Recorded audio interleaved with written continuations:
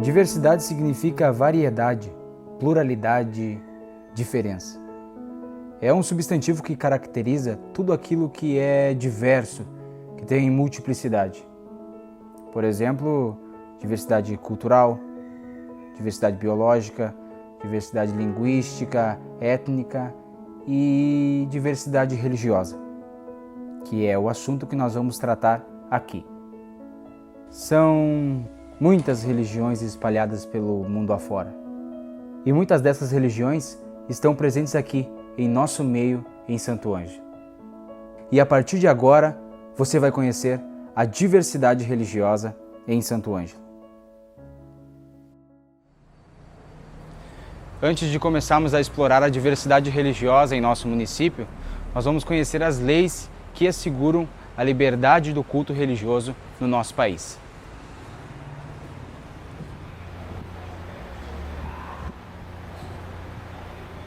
Segundo a Constituição da República Brasileira, todos são iguais perante a lei, e a Constituição assegura, no seu inciso 6º do artigo 5º, a mais ampla liberdade da prática religiosa. Todos têm o direito de escolher a sua religião, de praticar os seus cultos religiosos, de fazer a sua opção de consciência a respeito disso. Também a Declaração Universal dos Direitos do Homem e do Cidadão vão no mesmo sentido, assegurando a toda a pessoa em qualquer parte do mundo o direito da prática religiosa e do culto religioso, sem que haja interferência ou intervenção do Estado ou de qualquer pessoa.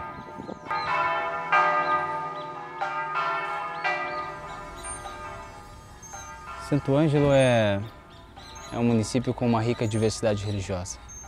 E buscando valorizar cada crença presente aqui em nosso meio, eu criei esse projeto. Você vai conhecer a diversidade religiosa em Santo Ângelo. Mas, por incrível que pareça, essa história não começou aqui. Antes da chegada dos colonizadores e jesuítas, a cultura indígena já professava uma fé, crendo em Nhanderu como criador. Nós fomos até uma aldeia indígena onde conversamos com Anildo Romeu. Ele falou alguns detalhes sobre a religião indígena. Nossa crença vem de muitos antigamente, vem geração em geração, que ensinado pelos pais para os outros, então vai assim, né, em crença. Então, mas quando essa catequização vier, eu queria mudar, que o indígena não sabia que era o Deus, como que era Deus, mas muitos antigamente, até meus bisavós contavam uma história que já acreditava em Deus. Para nós, a gente já acreditava, já tinha nos nossos corações que temos Deus, né? Sim. Que tinha um Pai eterno que cuida de nós. E através dessa catequização fomos até escravizados, então sim, muitos pouco acreditaram que era o inferno, que era Deus mal, tem alguns mal, que era... Então, nesse sentido, mas dos povos indígenas, a cultura deles não existia de maldade, né? Só existia de paz, alegria, vai assim nesse sentido. Uma visão do inferno, para nós, não... Acho que um pouco acredito muito, não. Acho que não, eu não posso dizer que todos, mas formalmente é isso, né? Ao longo do tempo, a gente preservou bastante, não? Todos os povos guarani preservam muito, né? Aí preservamos muito essas riquezas que a gente tem, e é sagrado também para nós, para os povos indígenas, para os guarani, é muito sagrado, né? Então a gente está mantendo cada vez mais, fortalecendo mais a nossa cultura. Muitas vezes os pajés começam a fazer culto, algumas coisas, vai assim. E mais tem uma comemoração assim para ganhar os nossos nomes na língua guarani. E a gente comemora muito no Ano Novo, né? No Ano Novo ali a gente até ganha o nome. Para nós representa muito também a natureza. Através da natureza a gente tem um dom de conhecimentos através tempos e climas, tudo isso através da natureza a gente também tem um conhecimento grande. Então a natureza para nós representa bastante, porque a questão é que através da natureza a gente tem os nossos próprios caças, que a gente fala também, que tem também por dentro as frutas. Então aqui dentro da aldeia a gente tem uma paz sentindo, vendo as crianças cantando. Então hoje, como vocês vieram vendo, então tem uma culto praticamente já temos.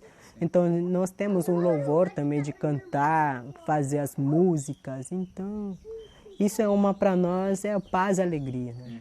Então representa muito também com a questão da natureza e com as crianças, representa É uma harmonia de é uma harmonia de tudo, né? Então nós temos harmonia cada vez mais. Então nesse sentido.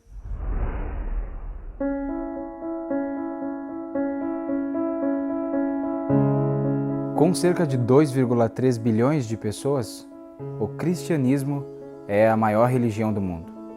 Isso significa que 1 a cada 3 pessoas no mundo é cristã. Baseada basicamente nos ensinamentos da vida de Jesus de Nazaré, conforme escritos no Novo Testamento, a fé cristã acredita que Jesus Cristo é o Messias que foi premeditado na Bíblia judaica. A religião se divide basicamente em 3 principais vertentes: o catolicismo romano, a ortodoxa oriental e o protestantismo. Os católicos são maioria no Brasil e, muito provavelmente, você conhece o lugar para onde nós vamos agora conhecer mais sobre o catolicismo.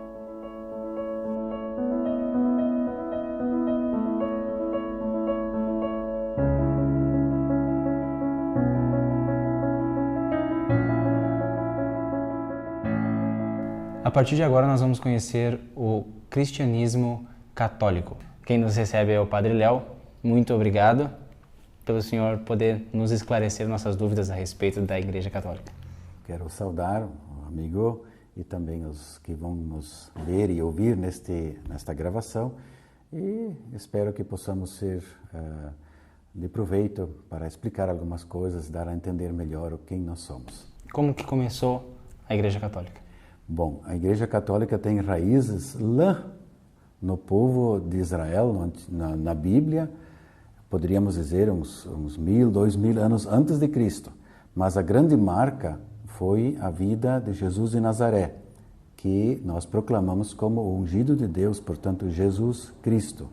Então, a Igreja cristã, toda ela, nas mais diversas expressões, e a Igreja Católica se considera como uma das expressões privilegiadas, né, deste cristianismo, ela teve a sua origem a partir de Jesus em Nazaré e das comunidades que seguiram, que surgiram após a sua vida e que se organizaram como comunidades que queriam viver este Espírito de Jesus e testemunhá-lo, levá-lo para frente para toda a humanidade.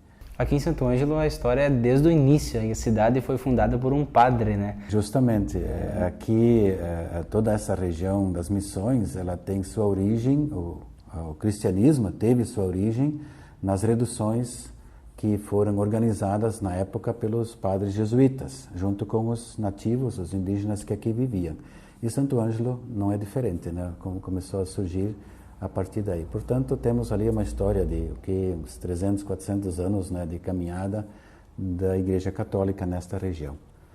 E sobre o propósito hoje da Igreja na sociedade, Padre? Faz alguns anos que a Igreja Católica tem trabalhado uma espécie de consciência nova, se bem que essa consciência deveria ser permanente, mas ela tinha sido um pouco esquecida, de que a grande tarefa, a missão, né, o objetivo maior da Igreja é evangelizar. Né? Nem é querer colocar todas as pessoas na Igreja, mas é fazer com que o mundo, a sociedade, em todas as suas expressões de educação, de política, de lazer, de comunicações, possa ser beneficiada com este jeito de pensar e de ser de Jesus Cristo. Portanto, a grande missão é anunciar com organizações, com gestos, com ações, aquilo que Jesus nos deixou. Então, isso nós chamamos de evangelizar E esse evangelizar diz, em primeiro lugar, para quem está dentro da igreja, precisa ser sempre de novo transformado e conscientizado, né? E celebrar isso tudo, mas também dizer que a nossa função na sociedade não é simplesmente assistir o que está acontecendo. Nós temos que ter a consciência de que precisamos participar e fazer com que a sociedade seja beneficiada, que as pessoas consigam ter mais vida a partir da fé cristã que a gente proclama. A igreja acredita em santos, né? Tanto que existem pessoas que são beatificadas. E como que funciona essa parte da igreja, assim, sobre ela? Sim. Os santos são pessoas que a igreja reconhece por um processo todo, né, de avaliações e de análises. São pessoas que a igreja reconhece como exemplares, como pessoas que levaram a sua vida de uma forma que vale a pena a gente olhar para elas e se inspirar para segui-los. Esse é o ponto principal. Quer dizer, são como que espelhos nos quais a gente pode se olhar para seguir. Claro, além disso, tem toda uma questão assim de que a gente diz, eles são nossos irmãos que também podemos invocar para que nos ajudem na caminhada. Daí vem a devoção aos santos, que às vezes não é bem compreendida, né? Tem pessoas que talvez às vezes exageram nisso, mas no fundo é esse carinho que a igreja tem para com os seus membros que foram testemunhas fiéis. Como que a igreja vê a crença após a morte? O que a igreja acredita sobre isso?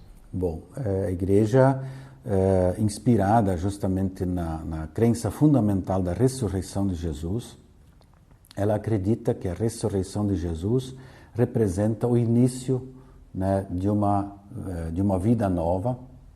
Então, nós acreditamos na ressurreição, que é um pouco difícil de definir, né, o que será exatamente a ressurreição, mas nós acreditamos sim que Deus concede uma vida nova às pessoas que foram fiéis, né, no seu caminho e que participarão de uma vida mais plena do que esta que nós temos aqui. Então, esta é uma crença que a igreja tem, né, a Igreja Católica professa sempre de novo, e nós acreditamos, né, numa vida pós-morte, sim, né, embora não saibamos explicar exatamente como vai ser. Né? É difícil alguém que não conheça a Igreja Católica. E uma pessoa que quer se tornar membro, quer praticar, o que ela precisa? É só se aproximar ou buscar, né? Se não for buscada, porque o ideal seria que também os católicos fossem ao encontro, né, das pessoas e procurassem. Então procure a sua paróquia, uma igreja, né, perto da sua residência ou do seu trabalho, né, e vá conversar, que se encaminha. Inclusive nós temos um trabalho, por exemplo, com pessoas jovens e adultos que não foram iniciados no tempo de infância ou de adolescência. Então se faz um processo de uma iniciação, de uma catequese um pouco mais abreviada e que tem produzido resultados muito interessantes, né? Às vezes tem jovens que se entusiasmam e que depois até assumem funções interessantes dentro do trabalho da comunidade.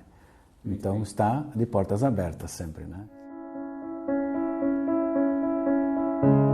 Já o protestantismo é dividido em grupos menores, que são conhecidos como denominações, sendo que muitas dessas denominações estão presentes aqui em nosso município, tais como luteranos, presbiterianos, batistas, metodistas, adventistas, Assembleias de Deus, Igreja Quadrangular, Igreja Universal do Reino de Deus, Igreja Internacional da Graça de Deus, Igreja Mundial do Poder de Deus, entre muitas outras de origem pentecostal e neopentecostal que, infelizmente por questão de tempo, não podemos tratar uma a uma. Mas nós vamos agora conhecer a primeira igreja evangélica em Santo Ângelo. E você sabe qual é?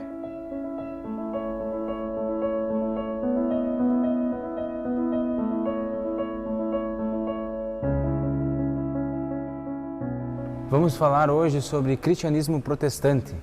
Quem nos recebe é o pastor Alexandro, da primeira igreja evangélica de Santo Ângelo, a igreja metodista.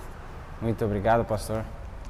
Bom dia, Carlos. Que bom acolhê-lo. Para nós é uma alegria nesta manhã estar com você, compartilhando um pouco dessa história do movimento metodista no mundo E aqui também em Santo Ângelo, há quase um século de história, espalhando a santidade bíblica por essa cidade, há 97 anos. Nós vamos falar sobre o cristianismo protestante.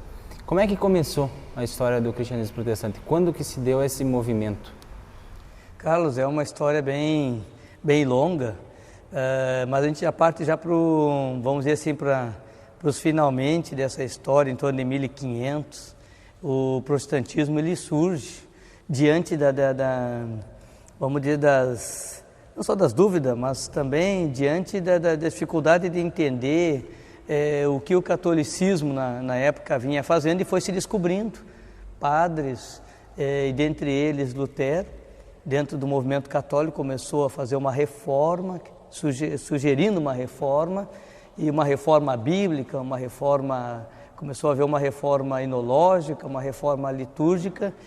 E é claro que isso demorou um processo, mas ali no século XVI, com Lutero, é que ele vai editar essas 95 teses que vão gerar o passo definitivo para a reforma protestante.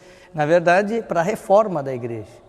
Isso se tornou um protesto e, no fim, vai a esse viés da reforma protestante, que ele coloca as 95 teses na igreja de Wittenberg. Como é que chegou aqui em Santo Ângelo a questão dos evangélicos? O metodismo, na verdade, quando ele nasce dentro do anglicanismo, já é uma reforma. Tem na época o rei insatisfeito com a questão do catolicismo, até por um contexto pessoal, ele vai puxar uma nova religião, sendo ele o que vai comandar, e surge o anglicanismo, que vai continuar com muitas, vamos dizer assim, formas litúrgicas, enológicas católicas, só muda quem comanda.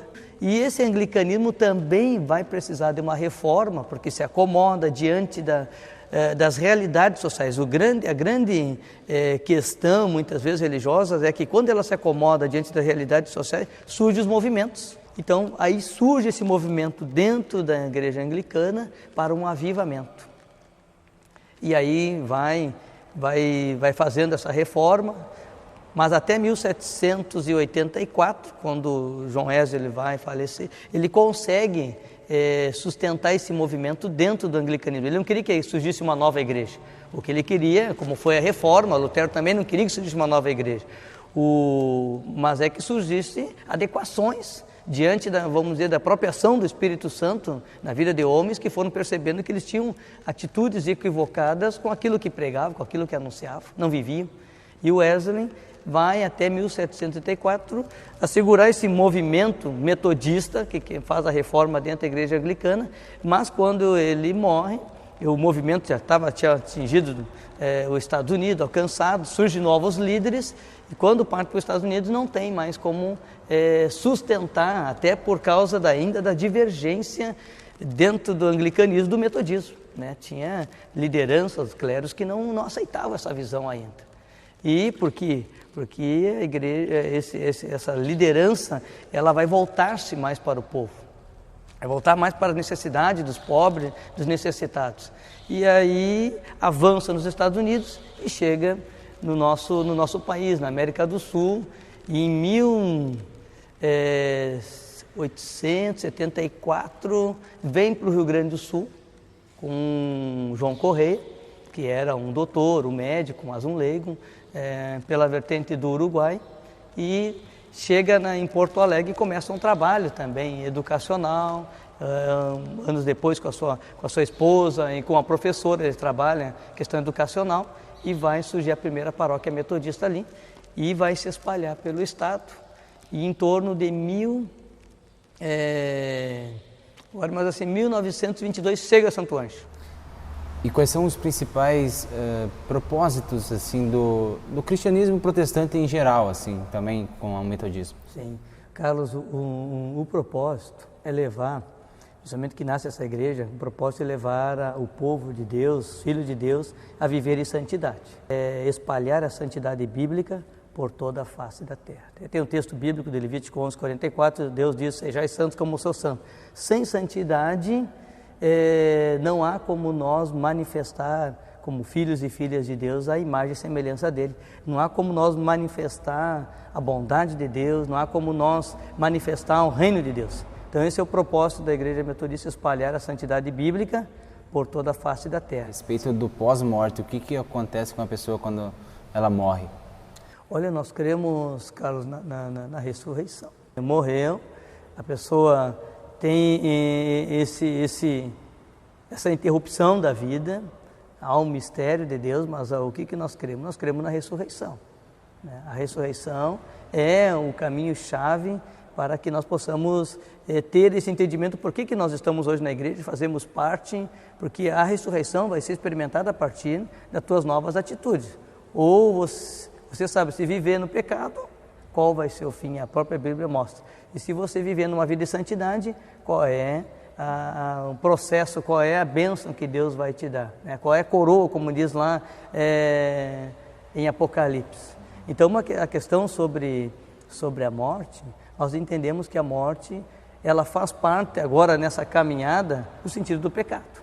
É inevitável, mas que Deus já deu uma resposta para ela. O aguilhão da morte já foi vencido por meio de Cristo, seu nosso Senhor da nossa vida. Quem quer se tornar cristão, protestante, o que ele precisa fazer? Carlos, para se tornar um cristão protestante, primeira coisa, é aceitar Jesus como seu Senhor e Salvador. E isso é um processo. Ir na igreja, conhecer as doutrinas, participar dos cultos públicos, participar dos ensinamentos que temos.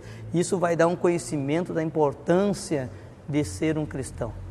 Isso vai levar as pessoas, elas vão passar por um processo de formação, de ensino, para ter consciência. Na verdade, o metodismo ele leva assim, a você como cristão a ter uma consciência crítica das coisas, dos valores.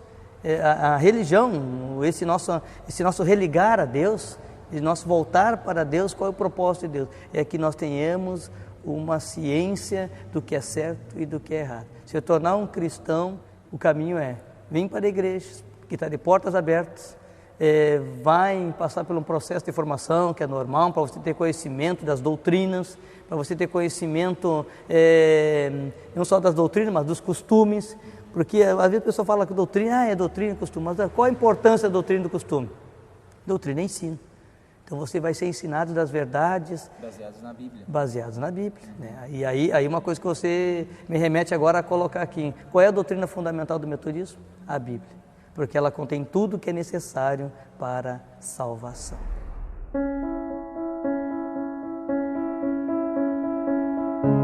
Em meados do século XIX, um período em que as ciências naturais estavam em alta e, portanto, a filosofia espiritualista em decadência, e com o advento de Auguste Comte, com sua filosofia positivista, que estabelecia basicamente que as coisas deveriam ser testadas e experimentadas com experiências palpáveis, digamos assim, alguns fenômenos começaram a chamar a atenção nos Estados Unidos. Um dos casos é o caso das irmãs Fox.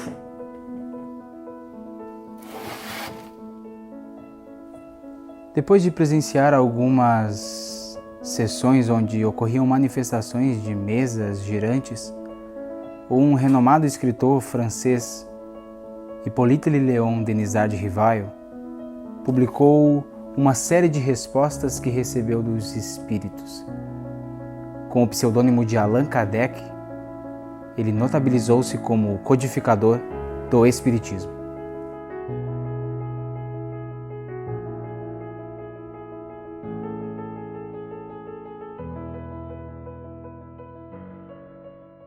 Quem nos recebe hoje, aqui no Grupo Espírita Seara do Mestre, é o senhor Emerson Luciano de Albuquerque e Mauro Nelson Preto. Eles são presidente e vice-presidente da UME.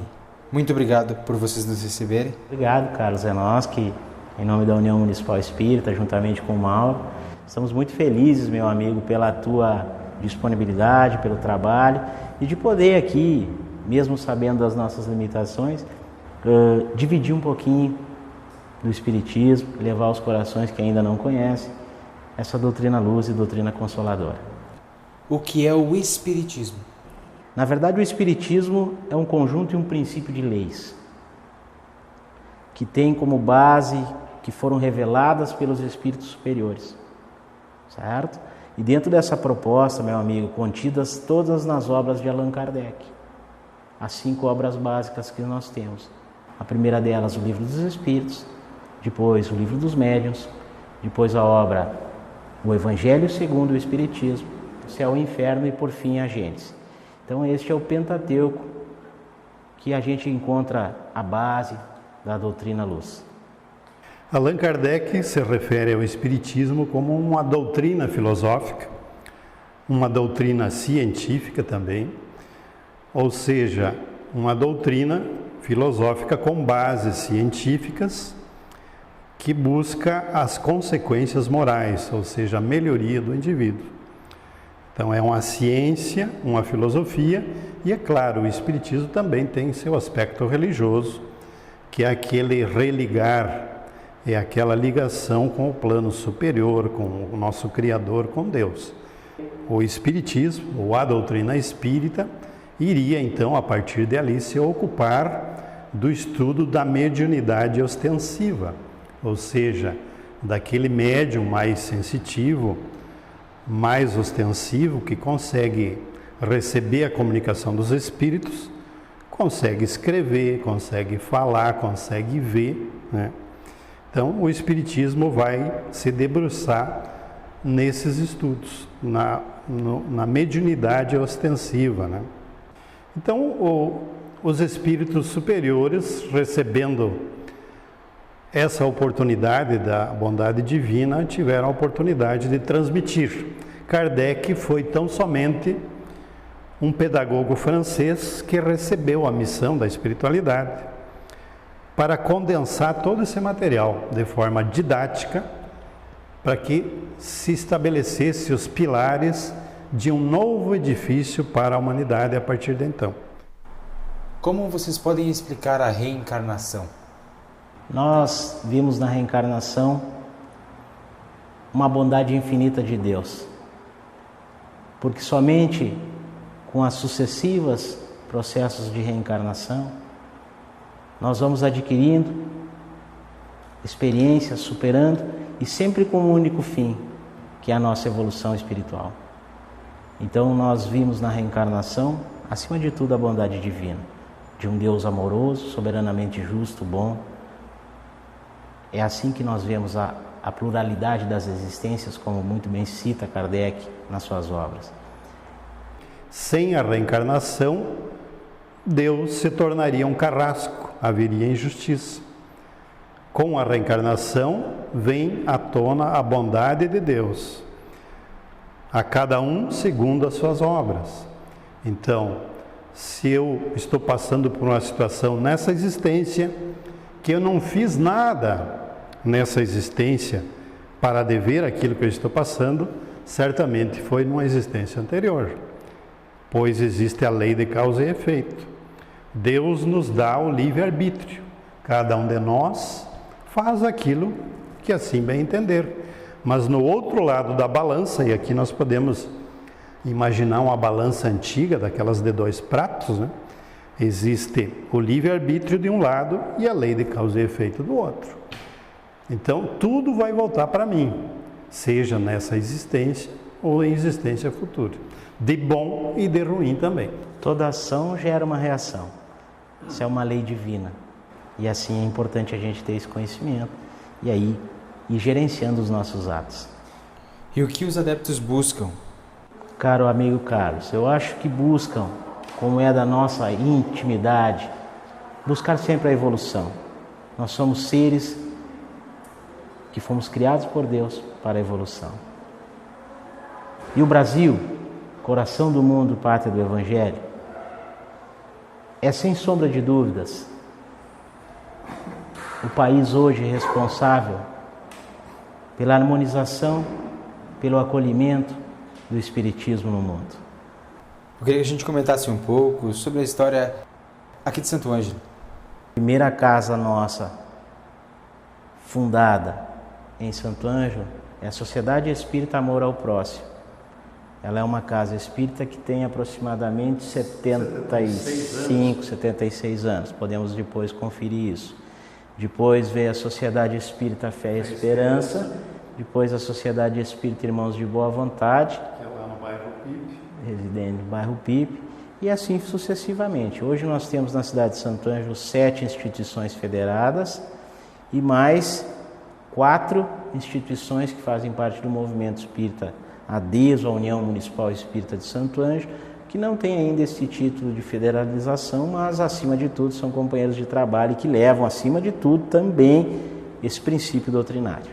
Não há nenhum tipo de acepção de pessoas ou religião? todas as religiões são bem-vindas, não há distinção de raça, de cor, de religião, de classe social, em absoluto. Doutrina espírita, como nós já comentamos anteriormente, Carlos, é o Evangelho de Jesus, redivivo, trazido ao mundo de forma simples, clara, e Jesus pregava exatamente isso. Somos todos irmãos, filhos de um único Pai.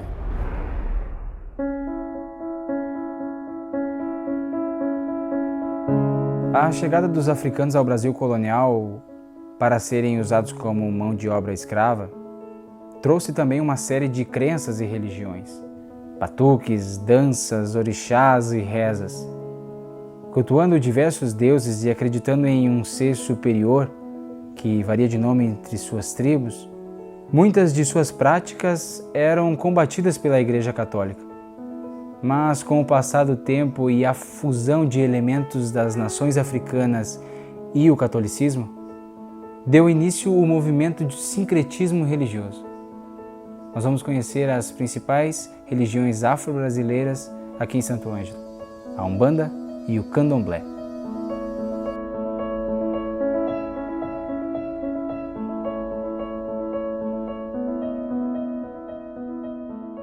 Hoje quem nos recebe é a Umbanda. Eu quero agradecer a Giovana Wechsel pela sua disponibilidade em abrir a casa para a gente. A partir de agora, nós vamos conhecer a Umbanda. Tudo bem? Tudo bem, boa noite, seja bem-vindo ao Centro Espiritualista de Umbanda Casa da Água Preta. Para a gente começar, eu queria um panorama geral da Umbanda, que você contasse como que começou, quais são os principais pontos dessa crença que é muito forte aqui no nosso país. Ela é de origem brasileira, né? A nossa Umbanda é de origem brasileira. Nos detemos em quem anunciou ela, que foi o Zélio Fernandino de Moraes, em 1908, no Rio de Janeiro. Era um garoto de 17 anos e que dentro de um centro espírita ele incorporou o Caboclo das Sete Encruzilhadas. Então, a partir dali, em 15 de novembro de 1908, é que surgiu, que foi anunciado de novo a Umbanda no Brasil. A Umbanda de Zélio Fernandino, há 100 e poucos anos atrás, ela começou para quê? Para que as pessoas conhecessem os espíritos de outra forma, que eles pudessem trabalhar espíritos de caboclos, de pretos velhos, que são os escravos, numa época que estava bastante difícil, no início do século. Então, 1908 é que deu o início a tudo, e hoje nós aqui trabalhamos com outras linhas, também dentro das 7 linhas da Umbanda, trabalhamos com doutores, energização, reiki. Hoje, como pode ver aqui, a gente vai ter um curso filosófico sobre o Kybalion, que é um livro também, que foi escrito em 1908. Comenta para nós quais são as entidades que são cultuadas na casa. Como a gente estudou muito, e aqui é o modo que nós trabalhamos, que a gente ao longo do tempo vem desenvolvendo, tendo como base, sim, a Umbanda Sagrada, depois como além de Zélio, tem o Rubens Saraceni, muitos livros que nós lemos. As entidades que cultuamos, os orixás que cultuamos, são as 7 linhas da Umbanda, né? O Oxalá, Oxum, e com o sincretismo, que são várias imagens que depois eu vou mostrar para vocês lá no nosso Congá. Aqui tudo que nós fizemos, todos os nossos trabalhos são abertos, não tem nada, não tem segredo nenhum. A nossa Umbanda, ela não tem por que esconder. O que nós fizemos, o que falamos e as entidades que aqui vêm para trabalhar conosco, tudo é feito na frente do consulente, né?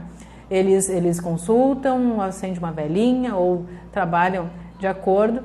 E então são os pretos velhos, os guias de frente, é onde nós trabalhamos mais. Depois trabalhamos com os doutores, como eu falei, e nós cultuamos as 7 linhas da Umbanda, né? Oxum, Iemanjá, Iansã, Ogum, Xangô, as crianças e também o caboclos, né? E temos a linha dos ciganos do Oriente. Uma pessoa quer conhecer a casa, existe alguma restrição se a pessoa pratica outra religião ou não? Todos são bem-vindos na casa. Aqui, como diz, é a casa da avó, é a casa da avó preta, é aquela casa da vovó que acolhe, que abraça, que recepciona com amor, com carinho. Então todos aqui são bem-vindos. E recebemos diversos amigos de diversas denominações e aqui participam, vêm nos cursos, ou só para receber um passe, ou para ser atendido por um preto velho. Então todos são bem-vindos. Certo. A gente pode conhecer a casa? Claro, fica à vontade, lá? Vamos lá. Aqui a gente tem a nossa salinha de energização, onde a gente faz as meditações e às vezes alguns atendem aqui na sala também nos dias de sessão. Aí aqui é só energização, quando vem da rua, quer respirar um pouco, tem um som aqui, uma musiquinha, e aqui a gente senta. Aqui a sala do Dr. André, é um dos doutores espirituais, como a gente diz, é o chefe da equipe médica, o Dr. André. Essa aqui é outra sala onde nós atendemos também com mais 4 doutores. Só esclarecendo assim, os doutores que nós falamos são espíritos, né, que foram em outra encarnação, também médicos aqui na Terra, onde com os seus médiuns, quem tem mais essa sensibilidade, trabalham com eles através da irradiação, não sempre por incorporação. Então, eles estão ao lado, o consulente deita na maca, a gente cobre ele com um lençol branco também, e sempre irradiando, né? Trabalhando a irradiação e, claro, com pedras, com os elementos que nós trabalhamos aqui. Apometria. Aqui nós trabalhamos, porque é uma sala separada do caso dos outros ambientes, né? Onde é tratado o consulente daquilo de uma causa aonde na Umbanda não conseguiram ter a cura, o sucesso daquela enfermidade, ou nos médicos, né? Então, daí nós trabalhamos na apometria, que daí a causa é uma causa de outras vidas, né? Trabalhamos aqui com a linha, como vocês podem ver, com os mestres ascensionados, que é da Fraternidade Branca, né? E é onde temos o nosso mestre São Germain, que é do raio violeta, é onde é um dos nossos mestres. E aqui o nosso congá sagrado, como a gente fala, é feito de acordo com a intuição e com o que os mentores desejam. Então, mas sempre Oxalá, Jesus, né, nosso mestre, fica sempre acima da nossa cabeça. A vela de 7 dias, 24 horas, 365 dias por ano, sempre firmando aqui, iluminando a nossa casa. Temos aqui a linha da Oxum, sincretizado pelas imagens católicas, isso do tempo dos escravos também, desde a época de Zélio Fernandino. Essa é a nossa mentora, a avó Catarina. Alguns elementos simples e básicos que nós temos, trabalhamos água, carvão, e tudo que para iluminar as velinhas que a gente sempre deixa acesa. Aí cada um vem aqui, reverencia, e faz as suas preces, faz os seus pedidos. E aqui, como dizer, é um espaço que tem muita energia. Então aqui a gente deixa aqui as energias e as mazelas do nosso dia e se restabelece, restaura daí para preparar para a sessão. Aceitamos o convite e ficamos para falar com a avó Catarina, mentora da casa.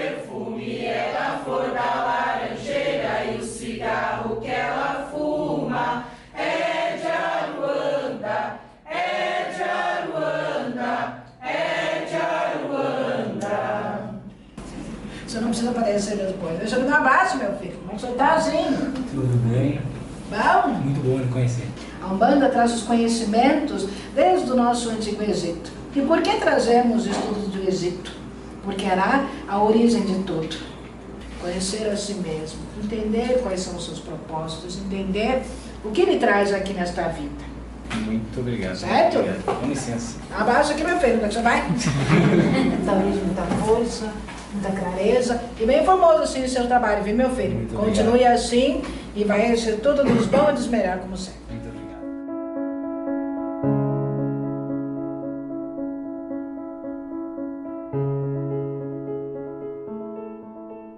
Nós estamos aqui na casa do Babalorixá, Paulinho de Xangô. Ele nos recebeu para esclarecer para nós a história do candomblé, como chegou aqui e para contar um pouco da história da sua casa. Tudo bem? Tudo bem. É um prazer. Falar sobre religião, para mim, é um motivo de bastante orgulho. Afinal de contas, essa casa está indo para 35 anos de existência. E tenho muita paixão por aquilo que eu pratico, pela minha religião. Tenho muito orgulho da minha religião. Uma das perguntas que as pessoas às vezes fazem é que não tem certeza da origem. Como é que começou? A religião sempre foi praticada no continente africano, né? Os africanos que trouxeram para o Brasil, né? Eu, por exemplo, sou um branco que entrei na religião, né? Mas foi trazidas, né? Pelos negros, vieram como escravos para o Brasil. Eu sou um branco adepto de candomblé. Eu acho assim, nós cultuamos a essência da natureza. Eu sou muito apaixonado pela minha religião, por aquilo que eu faço. A gente, de alguma forma ou de outra, tem orgulho porque nós estamos aqui para atender todos, aqueles que precisarem de um conselho. Eu sou um orientador espiritual. De um conselho, muitas vezes uma palavra amiga já ajuda bastante. O candomblé sofreu muita resistência no início, né? Quando chegou com os escravos. Exatamente. Nós temos um sincretismo, nós temos uma ligação muito grande com a Igreja Católica. Porque, na verdade, os escravos colocavam uma imagem, porque já na época e até hoje o desconhecido para o ser humano é um pouco complicado. O que ele não conhece, ele vê de outra forma. Então, na verdade, os senhores dos escravos, né, na época, os grandes fazendeiros do Brasil, tinham medo do culto. Então, eles colocavam uma imagem da Igreja Católica e dançavam na língua africana e cantavam. E, na verdade, os orixás muitas vezes estavam escondidos, né, por trás dessa imagem da Igreja Católica. Por isso que há esse grande sincretismo e há uma grande aceitação dos católicos com nós. Até na Bahia, o padre costuma, a festa de religião, eles entram na igreja, tem a famosa lavagem das escadarias do Senhor do Bonfim. Então, a católica é muito tranquilo, nós com os católicos, né? Às vezes nós sentimos resistências de outras religiões, mas a gente vive num país livre, temos que continuar brigando por um país melhor e livre, que as pessoas possam praticar aquilo que elas acreditam, né? Porque as pessoas confundem. Deus é um só, né? Todas as religiões levam a um Deus. Você falou em orixás. Pelo que eu entendi, os orixás eles são ancestrais que praticavam na África essa religião, cultuavam a natureza e eles foram divinizados, é isso? Exatamente, são deuses africanos. E aí vocês Na verdade, nós cultuamos a essência da natureza, a energia da natureza. Cada orixá, ele simboliza uma energia da natureza. Nós tentamos proteger sempre a natureza, de uma forma ou de outra, porque hoje nós já encontramos também, eu confesso para você, dificuldade de muitas respostas espiritual devido à grande agressão do homem à natureza. Você acha que o clima, ou a situação climática tem alguma coisa a ver com isso? Claro que sim, porque a mãe natureza é uma coisa fantástica. Temos tsunami, temos grandes secas, descongelamento está aí, né? O que atrai as pessoas à casa, a orientação, como é que... O ser humano hoje está muito desligado da fé, né? As pessoas estão buscando uma rapidez muito grande para os seus problemas. As pessoas se sentem muitas vezes carentes nesse sentido. As pessoas precisam de uma ajuda espiritual. Eles vêm em busca de uma ajuda espiritual, uma ajuda que muitas vezes já aconteceu casos comigo de médico mandarem para mim e eles não acharem um problema de pele, por exemplo, já aconteceu há pouco tempo. O médico chegou e disse que era melhor procurar alguém de religião e graças a Deus eu fui agraciado com essa pessoa que não sei como te explicar. Mas como eu te disse, Deus para nós, é conhecido como Olorum. Deus nos deu o dom, e eu acredito nisso. E nós temos o dom de mover energias da natureza, e graças a Deus, essa pessoa foi muito bem sucedida e houve a cura.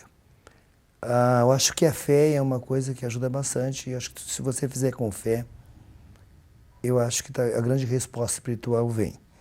Eu estou falando num sentido assim, não somente da minha religião e de todas as religiões. As pessoas vêm muito por vários problemas, né, que a vida traz. Porque nós temos uma visão de religião que todos nós nascemos com karma. Elas vêm amenizar o karma, porque o orixá ameniza. Muitas vezes até ele termina com o karma. Mas a gente sempre busca o mínimo possível espiritual, que é uma amenização, amenizar esse karma. Então isso já nos ajuda bastante qualquer ser humano. Falando sobre questões da crença, como é que vocês acreditam que o ser humano passa da vida? Essa é uma vida e ela acaba aqui, ou reencarna, o espírito é eterno? Como é que é a crença candomblé? Nós acreditamos que nós saímos desse mundo para um hospital espiritual, onde nós vamos conseguir uma evolução. A religião afro tem essa visão. Tanto que também nós cultuamos muito. Tem dois caminhos, o candomblé, o batuque, duas visões. Nós também cultuamos nossos antepassados e cultuamos junto com a Mãe Natureza. Então nós temos que acreditar. Nós somos uma energia e nós estamos no espaço do outro lado, com certeza. Acreditamos nisso. A casa tem muito tempo, você falou, 35 anos. 35 anos. Ela funciona com a hierarquia pai, filhos e... netos, bisnetos, porque os filhos têm os filhos dos filhos têm os filhos, e vem a continuação da religião, que são várias casas abertas. A minha, eu acredito que entre todos os adeptos da minha casa, são mais de 300. Muita gente pensa que candomblé e umbanda é a mesma coisa. Não. Qual que é a diferença? A umbanda é brasileira, é um culto brasileiro.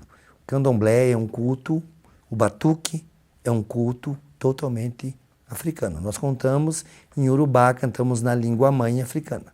O orixá Xangô, falar desse orixá para mim é muita emoção, porque eu sou filho desse orixá.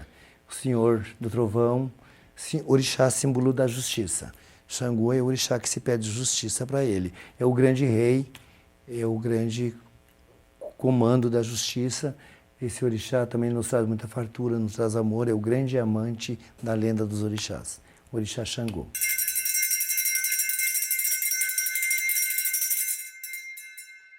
Olebara bom yanarundeia o exulanã.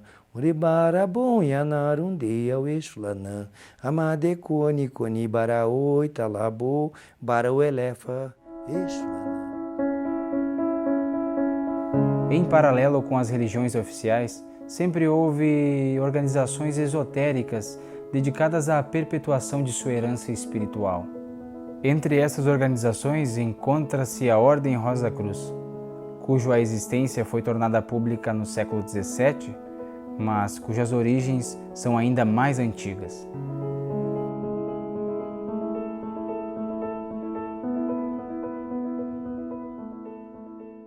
Quem são os Rosa Cruzes? Quem me recebe hoje é o mestre presidente do capítulo Rosa Cruz em Santo Ângelo, o senhor Aloísio Rocha. Muito obrigado por nos receber. Boa noite, Carlos. Seja bem-vindo ao capítulo Rosa Cruz. Estamos à disposição para os seus questionamentos. O que é a Rosa Cruz, para que a gente possa entender e começar a explorar perguntas e aprender mais sobre a ordem? O que é a Rosa Cruz? A Ordem Rosa Cruz, reconhecida como Ordem Rosa Cruz, a MORC, antiga e mística Ordem Rosa Cruzes, ela é uma organização internacional de caráter místico, filosófico e cultural. Ela é também apolítica, não sectária, de homens e mulheres devotados à pesquisa, ao estudo das leis naturais que regem o universo e a vida. Queria que o senhor falasse sobre a origem. Como começou? A Ordem Rosa Cruz, tradicionalmente, ela teve origem nas escolas de mistério do Antigo Egito, na 8ª dinastia, por volta do ano de 1500 a.C., ou seja, o ano atual nós estaríamos em 3372. Então se refere às escolas de mistério do Antigo Egito. E a sabedoria daquela época ela veio até nossos dias através de muitas organizações, principalmente a Ordem Rosa Cruz, que preservou esse legado e atualizando esse legado, esses ensinamentos, traduzindo-os para os dias atuais, né? Os próprios filósofos da Grécia Antiga têm sua contribuição, o seu legado presente no nosso cabedal, vamos dizer assim, pacote desse que se prolonga por uma vida toda do estudante, né? Sim. E hoje a Ordem Rosa Cruz ela está presente em todos os países civilizados do mundo, né? Mais de 160 países, mais de 20 grandes lojas, né? Em línguas idiomáticas, né? Nós temos aqui no Brasil a grande loja de língua portuguesa, que abrange todos os países de língua portuguesa, da África, da Europa, no caso Portugal, né? E o próprio nosso país, então. É a maior grande loja da Rosa Cruz do mundo. A Ordem Rosa Cruz, como mundial, a nossa grande loja é a maior de todas. Percorreu um longo caminho e chegou em Santo Ângelo. Como é que foi a história do capítulo aqui em Santo Ângelo? Como se deu a fundação da AMORC aqui? Pois não. Eu vou fazer uma rápida retrospectiva que no Brasil a Ordem ela chegou, vamos dizer assim, já a partir dos anos 900, tínhamos estudantes em língua espanhola, e nos anos 40 começou o primeiro organismo afiliado no Brasil, que foi em São Paulo, e a partir daí, nos anos 50, estabeleceu-se já uma grande loja no Rio de Janeiro, a qual foi transferida nos anos 60 para Curitiba, onde é a sede atual. E a partir daí desenvolveram-se os organismos no Brasil todo, organismos locais para apoio dos seus membros e essa confraternização necessária, né, para os seus membros. Em Santo Ângelo, já nos anos 50 também já vinham estudantes aqui, e em 67 para 68 houve a primeira organização de um organismo aqui. Né, estabeleceu-se o organismo Rosa Cruz em Santo Ângelo, para apoio dos seus membros, para desenvolver essa fraternidade. As dificuldades da época, nos anos 74, ela teve uma paralisação, né? E os estudantes, de forma isolada, permaneceram e foram se fortalecendo novamente. Em 83 para 84, um novo grupo de membros, muito ousados, né? Inovadores, novamente reorganizaram a nossa ordem, o que nós temos hoje aqui, né? Uma ordem pujante, forte, presente na comunidade, apoiando vários aspectos de seus membros, né, suas necessidades aqui, onde as pessoas desenvolvem a fraternidade, esse despertar dos seus poderes interiores, para essa busca de saúde, paz, harmonia, equilíbrio, enfim. A ordem está aberta para a comunidade, qualquer pessoa pode vir? Existem algum requisito, por exemplo, ou alguma restrição? Ou a religião não pode, alguma pessoa que pratica certa religião, ou a ordem é aberta a todos? No passado, a ordem já foi mais fechada. Hoje não há restrição nenhuma. Ordem Rosa Cruz, portas abertas. Apenas, vamos dizer assim, o nosso templo ele é mais reservado para cerimônias daquelas pessoas que já assumiram a sua afiliação, né? Já assumiram esse compromisso da afiliação, são estudantes, um trabalho de base para o aprendizado, para que eles possam desenvolver as questões dos ensinamentos nessas cerimônias. Então, ele é reservado aos membros. Mas, no geral, a nossa ordem, portas abertas para todas as pessoas sinceras que desejam fazer um estudo, uma caminhada de luz, uma caminhada de prosperidade. Nossa ordem, portas abertas. E temos atividade à comunidade nas quartas-feiras, Carlos, né? Às 19h30, para qualquer pessoa que deseja vir aqui conhecer as técnicas de meditação, de relaxamento, e assim fazer uma continuidade de uma vida mais harmoniosa, mais equilibrada, né? Jesus, Maomé, Buda, existe alguma relação ou alguma idolatria, um ídolo? Como que funciona isso dentro da ordem? Que a Ordem Rosa Cruz, ela não tem nenhum guru ou um mestre, um líder autoproclamado, né? E, como se sabe, a nossa humanidade, em sua caminhada, ela já teve várias personalidades, vários avatares, vários seres de luz que para cá vieram com uma missão. E o último deles foi Jesus, o Cristo, né? O qual tem uma importante, vamos assim, consideração, porque conforme a gente sabe, todos sabem, isso é senso comum, né? Não só das religiões, que ele, né, veio com uma missão especial, né, de resgatar valores na nossa humanidade. E nessa forma, ele tem, a pessoa, a figura de Jesus Cristo, tem um espaço importante, né, de consideração também entre nós. Assim como outros avatares, mas ele foi o mais importante. Vocês têm templos, alguns rituais, umas cerimônias. Isso não faz da ordem uma religião? Ela não... Qual é a definição da ordem em si? Porque muitos pensam que é uma religião, né? Ou uma igreja, uma coisa assim. Pelo fato de nós termos templos, todo templo é um local de calmaria e de meditação, onde, como se fosse um laboratório, onde você vai desenvolver algo. Isso, inclusive, nas próprias igrejas, é um local apropriado para você elevar a sua consciência para alguma finalidade. E nós não somos diferentes, nós temos também nossos templos, mas o que eu vou te passar aqui? Que os egípcios antigos aprenderam que a encenação dramática, que nós estamos falando em rituais, né, de vários princípios, facilita a instrução de modo que as lições são mais facilmente impressas na mente dos alunos. Os rituais místicos proporcionados pela Mork são, antes de tudo, uma técnica do despertar psíquico. São psicodramas, né, destinados a acordar a parte mais sutil do nosso ser, mas não são obrigatórios para os nossos estudantes. Eles são, assim, todo mundo é livre para estudar em casa ou participar neste organismo afiliado para, vamos assim, para explorar todos os benefícios que a ordem oferece. E esses benefícios estão através da convivência no organismo, como também vamos dizer assim, da participação dessas cerimônias. Da ligação com a Mork e a maçonaria. Existe também um ponto de vista errado da maçonaria. As pessoas, até quando eu citei que viria a Mork, eles falaram, você vai à maçonaria? O que não é bem por aí. Qual é a diferença entre eles e qual é a relação que se tem também entre as duas organizações? Nós falarmos em Rosa Cruz e maçonaria, no passado, elas tinham uma ligação comum. Vamos começar então dizendo que ambas as instituições são completamente independentes. Não tem nada a ver uma com a outra na atualidade.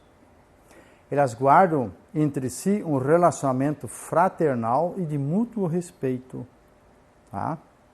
A Ordem Rosa Cruz e a maçonaria, elas têm um passado comum, como disse, com objetivos e propósitos semelhantes. O aperfeiçoamento do ser humano. Esse é o propósito. Aperfeiçoamento do ser humano. Contudo, ambas fazem isso segundo técnicas que lhes são próprias. Entendido. Se acredita em Deus dentro da Mork, que há um ser superior, há um ser que criou tudo. Como é que é essa visão da Mork para com um ser superior, celestial? Exato. Nós não entendemos Deus como um ser antropomórfico, né? Uma figura, né? E até em respeito a todas as opiniões, nós temos, os nossos Rosacruzes pertencem a diversas religiões, né? Então, nós, quando nos referimos à figura ou a Deus, nós falamos Deus do nosso coração, Deus da nossa compreensão, em respeito a todo pensamento e todo entendimento sobre essa energia que está presente em todo o universo, ou seja, a mente cósmica, né? Uma mente universal. E nós entendemos que esse princípio universal, dirigente e mantenedor de tudo, é o que a grande maioria tem como o seu Deus. Então, é uma inteligência presente em todo o universo e é o mantenedor e que rege todo o universo, não só o nosso planeta, todo o universo. É responsável por toda a existência dos seres e as coisas que existem.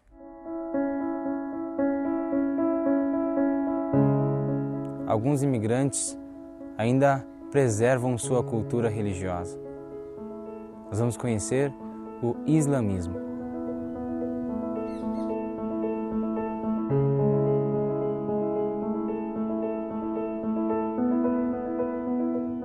Quem nos recebe é o Sr. Adnan Mahmoud, que é descendente de palestinos de Jerusalém. Muito obrigado por nos receber. Eu que agradeço, satisfação minha, meu amigo. Certo. Eu gostaria que o senhor falasse um pouco sobre a história, sobre a origem do islamismo, como que começou? O islamismo veio após Cristo um bocado de tempo, porque Cristo, quando veio para completar e ensinar o povo hebreu, o povo dele, eles descreram dele, não acreditaram, renegaram ele, blasfemaram ele, blasfemaram a mãe dele, e a mensagem de Deus não foi completa. Aí Deus mandou o último profeta da mesma linhagem de Abraão, só que é da descendência de Ismael e não de Jacó, como é o judaísmo, porque Jesus é do clã do profeta Davi e Salomão, o último da linhagem de Zacarias. Jesus Cristo é o último da linhagem de Zacarias, é a mãe de Cristo, Maria Imaculada. Aí Deus concedeu a ela um sopro divino, Jesus Cristo. Aí logo em seguida, passou uma muda de tempo, o humano, em vez de temer a Deus, estava mais descrente ainda. Deus mandou o último profeta, e quando ele anunciou que iria vir o último profeta, foi pela boca de Jacó, e pela boca de Cristo mesmo, falou que eu não sou o último profeta. O judeu descreu em Jesus, porque ele falou, vocês são um povo pecador, renegador, e o último da linhagem de profeta que irá Deus mandar na terra é da linhagem de Ismael, e não de Davi e Salomão. Aí foi a gota d'água para o judeu, o sacerdotalismo de Israel, mandar crucificar ele, porque estava blasfemando sobre a lei mosaica de Moisés.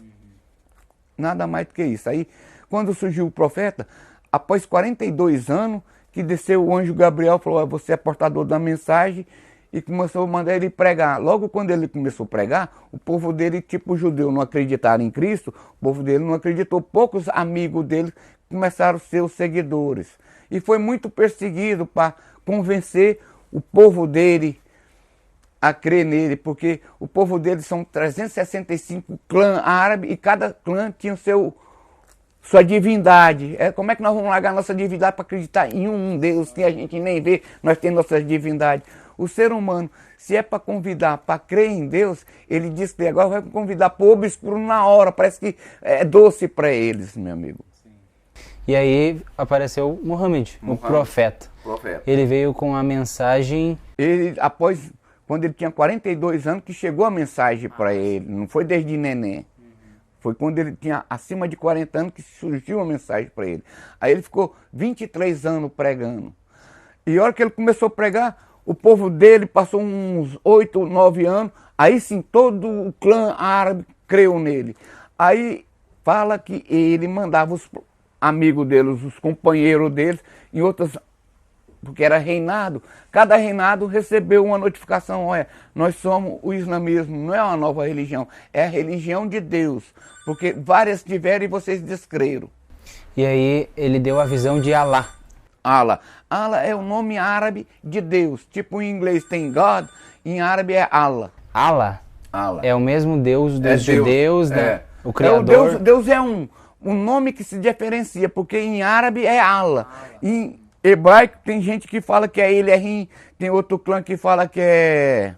Jeová, né? Jeová também. Tem 8, 9 nomes diferentes o povo hebreu sobre o nome de Deus. E em português, Deus. Deus. O islamismo se propagou muito rápido, né, no Oriente Médio. Mas é porque ela é uma mensagem árabe.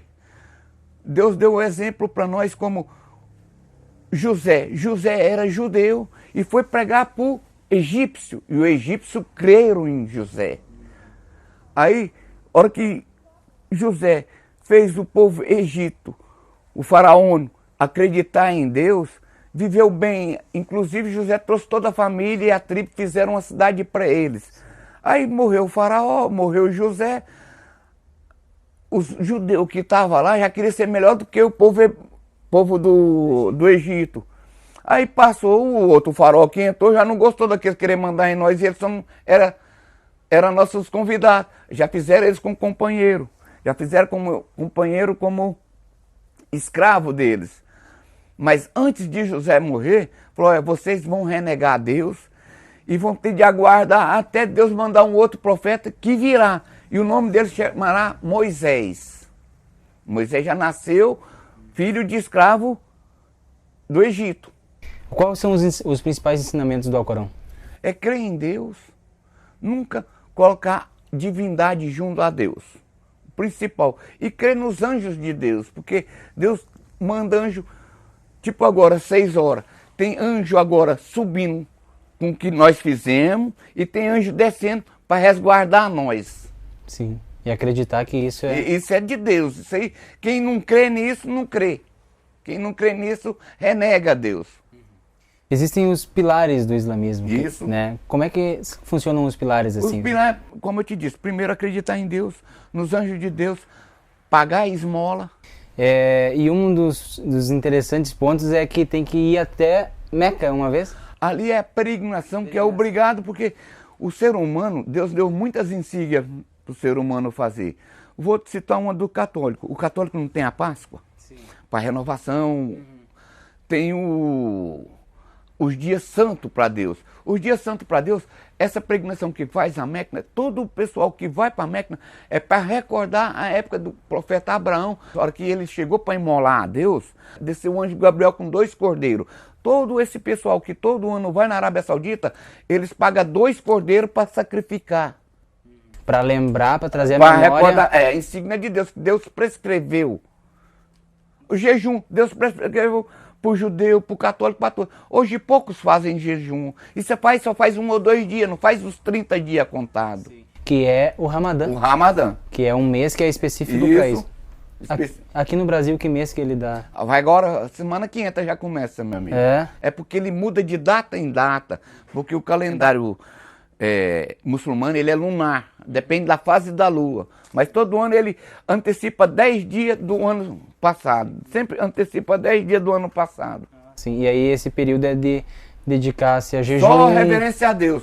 Pode trabalhar, pode fazer tudo durante o dia, só não pode comer e beber. Só não pode comer e beber. E a crença dos muçulmanos a respeito da pós a morte? Como eu te disse, tem a prestação de túmulo. Ali fica só a cargo de Deus. Vamos falar que, morreu, vai para o céu, não. Vai morrer, vai ficar no túmulo, fazer a prestação de conta. Se tu for uma pessoa de boa índole, e de bom caráter, de boas maneiras na vida terrena, tu vai ficar confortável no túmulo até o dia do juízo final. E se não for pessoa já atreita do mal, já começa a sentir um pouco do castigo que Deus vai mandar para a pessoa. Existe um inferno, então? Existe um inferno.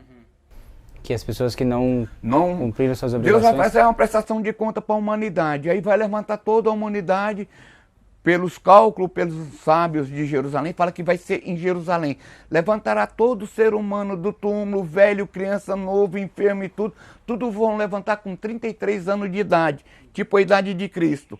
Aí Deus vai Deus chamará quem? Chamará primeiro os governantes. Vamos falar, chama o governante do Brasil, primeiro chama os governantes, porque ele estava com a massa em mão para ver se ele governou com amor, amando de Deus. Não vai chegar a pegar primeiro os pequenininhos, não. Primeiro pega os governantes, aí depois pega os padres, pega todos aqueles grandes que movimentavam a massa, que a boca deles trazia a massa para eles, se eles estavam orientando no caminho correto. A mais disso a gente não pode conjecturar sobre Deus, sobre depois da morte. É até uma blasfêmia, um pecado. Ou depois da morte nós vamos? Não, nós não vamos nada. Deus é que sabe. Ninguém morreu, foi lá e voltou para falar. Sim. Só sabe que tem a prestação de túmulo, que desce os anjos, para ver se a pessoa for do bem ou do mal. Aquele ali que for do bem já está meio confortável. Aquele que for do mal já vai pagando um pouco. E no dia de prestação do túmulo, a hora que levantar do túmulo, tem uns que vai levantar, quem que me acordou? Não está acreditando que hoje é o dia do juízo final. O descrente sempre está descrente, meu amigo. Mais um outro ponto interessante que eu queria falar existe alguma visão errada sobre os muçulmanos? E eu queria saber se o senhor tem alguém já lhe insultou ou alguma coisa assim? Não, graças a Deus, eu nasci no Brasil, tem gente que talvez não gosta, mas devido a todos os árabes quando veio para o Brasil, que o árabe veio na caravela com Cabral. 3 árabes vieram na caravela com Cabral, porque na época dos reinados, Dom João VI, quando em 1736, ele queria que ele foi para o sultão da Síria, O sultão da Síria, ele viu, o Dom João VI viu aquelas construções, falou, pai, isso é bonito, nós estamos com uma terra nova, descoberta, que só tem índio e não tem construção. O senhor pode me fornecer um pouco desses engenheiros, desses construtores, para nós ir lá construir? Aí o sultão falou para Dom João VI, Dom João VI, lá, esse Brasil só tem índio e vocês estão levando escravo, e para nós escravo é pecado. Como é que eu vou mandar isso lá?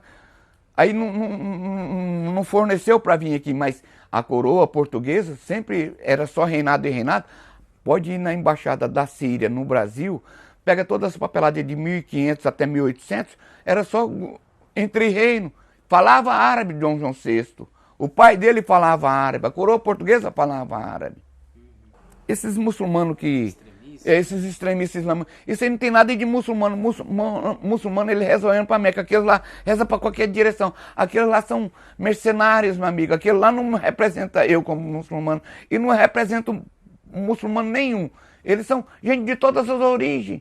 Assassinos que procuram alguma coisa para falar que tá, mas não tá. Não tem nada de Deus. Porque quem é de Deus quer a paz, quer o amor, não quer ganância pro bolso. E deixa os outros lá, eles não prestam, mas tu tá ganhando o dinheiro deles, então tu não... É o primeiro da fila esse mesmo, meu amigo. Isso aí não representa nenhum muçulmano, meu amigo. A mídia fala que eles são muçulmanos, porque tem muçulmano que não presta. Eu vou falar que todo mundo é bom, não é? Aquele lá, uns que acho que perdeu o poder, vai junto, é só facção, meu amigo. A indústria bélica, ela fomenta a guerra. E se não tem guerra, as indústrias bélicas falem, quebra. E eles não querem isso, eles querem fomentar uma guerrazinha. E dá lá para aqueles extremistas, sabe que é muçulmano, mas não representa o muçulmano. Se uma pessoa quiser se tornar muçulmana, ela pode? Pode, meu amigo, não precisa nem ir à igreja, não precisa nem nada. Só falar, preste testemunho que não existe Deus e sim Deus e Muhammad, o seu legítimo profeta, seu último legítimo profeta. E a partir daí começar a seguir os ensinamentos. Só em seguir o islamismo. Quem lê o Alcorão fica alegre, meu amigo. Eu vou te dar um Alcorão de presente, aí você lê depois e tira as tuas noções. E a pessoa, quando lê é conhecimento. Lê é conhecimento. A pessoa, tu vai para uma igreja, nunca vai escutar um padre, ou vai matar ou vai roubar. Então não é de Deus. Agora que lá é muçulmano, vai falar, vai matar porque Deus pediu. Não, Deus pediu quando foi na época dos profetas. Ninguém, aqueles lá são tudo filho do descaminho, não tem nada de digno aqueles pessoal não, meu amigo. Muito bem, então prevalece a ideia de conhecer o islamismo através dos muçulmanos, né? Pelas pessoas que são... muçulmano, pode chegar em qualquer muçulmano no Brasil ou em outra parte do mundo, eles vão te orientar só sobre Deus. Agora que eles lá falar, vão matar, vão entrar ali, não. Muito bem, é isso, eu quero lhe agradecer. Muito agradecer, eu que agradeço, meu amigo. Por poder compartilhar isso aí conosco. Não tem problema, meu, precisar tomar as ordens.